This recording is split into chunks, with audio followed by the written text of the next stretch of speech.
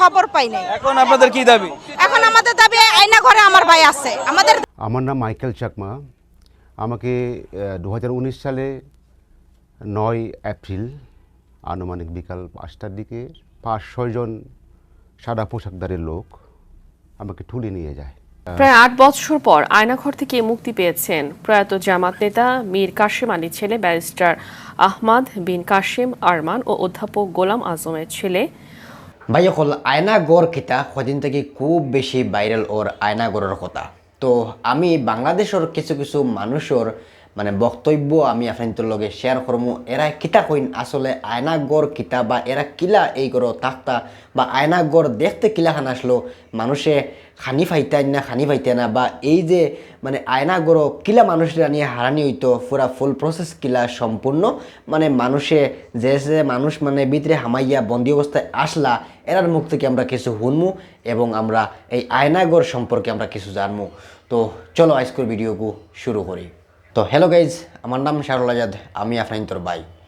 যতই দিন যাচ্ছে একে একে বেরিয়ে আসছে আয়নাঘরের ভয়ঙ্কর সব ভিডিও ক্লিপ। ঠিক তেমনই আয়নাঘরের আরও একটি গোপন ভিডিও ফাঁস হলো। ভিডিওটি ফাঁস হওয়ার সঙ্গে সঙ্গেই সোশ্যাল মিডিয়াতে মুহূর্তেই ভাইরাল হয়ে যায়।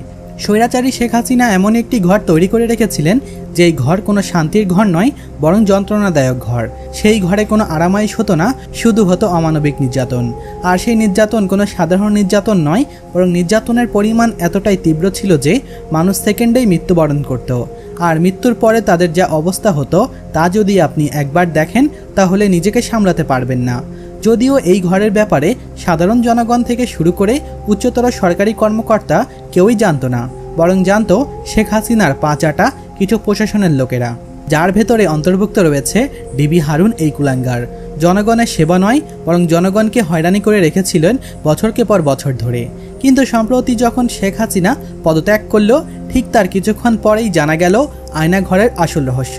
তো বাংলাদেশ যারা যারা এই আয়নাগড় বন্দি অবস্থায় আসলা এরার মুখ থাকিয়া শোনা গেছে যে এরারে যখন ধরা হয় তখন মানে সাদা কাপড় লাগাইয়া মুখ সাদা কাপড় লাগাইয়া আইয়া এরারে ধরা হইতো। ধরার পরে এরারে সবর ফইলা মাথার টুপি লাগানি হইতো। টুপি লাগানির পরে এরারে গাড়িত নিয়ে তোলা হইতো। গাড়িত নিয়ে তোলার বাদে এরারে মানে গাড়ির মাঝে খুব বেশি গানের সাউন্ড দিয়া গান বাজাইয়া এরারে লইয়া যাওয়া হইতো। 5-6 জন সাদা পোশাকধারী লোক আমাকে তুলে নিয়ে যায়। তারা অজ্ঞাত স্থানে নিয়ে যায়। চোখ বাঁধার আগে আমি দেখেছিলাম ওই ড্রাইভারের পাশে যে সিটটা ছিল, সিটের পেছনে একটা ওয়াকি টকি ছিল। যে ওয়াকি টকি নর্মালি আমাদের দেশে ওই গভর্নমেন্ট এজেন্সি যারা তারা ব্যবহার করে, এরকম একটা দেখেছিলাম। গাড়িতে ওঠার পর একটা হাই ভলিউমে গান ছেড়ে মানে চালু করলো। তারপর গাড়িতে চলতে লাগলো। আমি তো মনে করছিলাম তারা মেরে ফেলবে। এটারা ইউপিডিএফে এক্সপোর্টম্যান হিসেবে কাজ মানে তখন আমি দায়িত্বে ছিলাম। গাড়ি থেকে নামার সাথে সাথে একেবারে লাউডলি আমি স্লোগান দিচ্ছিলাম উচ্চস্বরে, মানে লং লিভ ইউপিডিএফ, নিপীড়িত জনতার সংগ্রাম দীর্ঘজীবী হোক, মানে এভাবে আমি অনেক স্লোগান আমি দিচ্ছিলাম। তো এভাবে স্লোগান দিতে দিতে আমি কখন একটা ঘরের ভিতর ঢুকালো আমি ঠিক বুঝলাম না। মানে আমি হাঁটিনি, 2 জন লোক ধরে আমাকে হেঁটে একটা ঘরের ভিতর ঢুকালো, একটা ঠুলের মধ্যে বসালো। তবু আমি বুঝতাম না যে আমাকে কোথায় নিয়ে আসা হয়েছে এবং কী করা হবে। আমি তবুও তখন ধরে নিয়েছিলাম এখানে আমাকে মেরে ফেলবে, শ্যুট করবে। লইয়া যাওয়ার পরে এখানে সবার ফইলে একটা গ্রিল আছে, আর গ্রিলের নিচে লইয়া যাইতে এখানে এর বাদে একটা দরজা আছে, মানে ফইলা গ্রিল এর পরে আর একটা দরজা। এই দরজার ভিতরে মানে গুহার মতো বানাইয়া মানে অন্ধকার, এখানে কোনো জাত আলো আর বাতাস তো মানে একদম কম আর কি, মানে একদম অন্ধকার অবস্থায় এই জায়গাত মানুষের নিয়ে রাখা হইতো।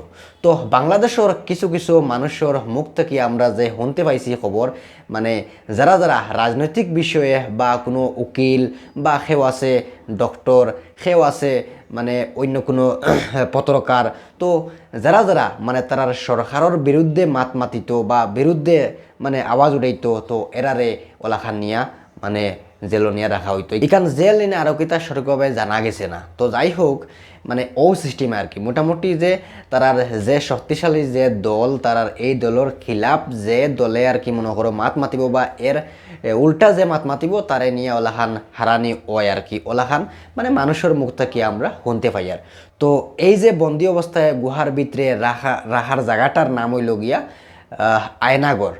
তো আগে আগে মানে মানুষে জানতো না যে আয়নাগড় আসলে কোন জায়গা বা আয়নাগর আগে বাইরে লইছে না বা মানুষে জানতা না। যখন বাংলাদেশের প্রধানমন্ত্রী শেখ হাসিনা যখন বাংলাদেশ থাকিয়া তাই নিন থেকে বাগি গেছেন, তারপর থাকিয়া এই জিনিসটা প্রকাশ্য হয়েছে। তো যার কারণে আপনারা ভিডিও আপনারা দেখুক আরও। আপনার উপর কি কোনো নির্যাতন বা কোনো ধরনের অত্যাচার হয়েছে? ওখানে রাখাটা তো অত্যাচার, যেভাবে তারা রাখে না, এটা তো অত্যন্ত অমানবিক এবং এটা মানুষের বসবাসের জায়গা না। মানুষ এভাবে বাঁচে না, তো এটা তো একটা একদম খবরের মতো।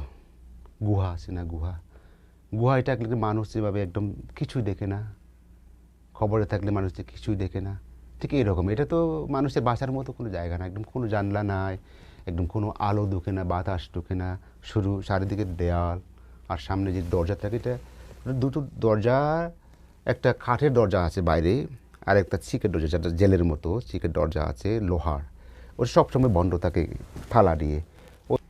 খাবার দাবার কেমন দিত তারা? খাবার দাবারটা তারা 3 বেলায় খাবার দিত, সকালে নাস্তা, দুপুরে রাতে ভাত, সাথে প্রতিদিন মাংস দেয়। পরিমাণ কখনো কম, কখনো খাওয়ার মতো, আর কখনো সেটা মাঝে মাঝে খাওয়া যেত না। কোনো কোনো সময় একদম ঝাল করে বেশি একদম মুখে দেওয়া যায় না। কোনোবার আমি কয়েকবার একদম বাসি খাবার পেয়েছিলাম, ডালটাও বাসি একদম ফেনা ফেনা হয়ে যায়, যে একদম দুর্গন্ধ। ওই মাছটা একদম কি নরম করে একদম দুর্গন্ধটা খাওয়া যায় না, এরকম কিছু। এটা বেশি দিন করেনি, কয়েকবার এরকম খাবার পেয়েছি আমি। খাবার দিয়ে অত্যাচার, ফ্যান দিয়ে অত্যাচার। ওখানে যা গোসলের সময় তারা কোনো সময় আমাকে একেবারে 2টা-3টা আজানের সময় শোনা যায়, তো একটা আইডিয়া করা যায়।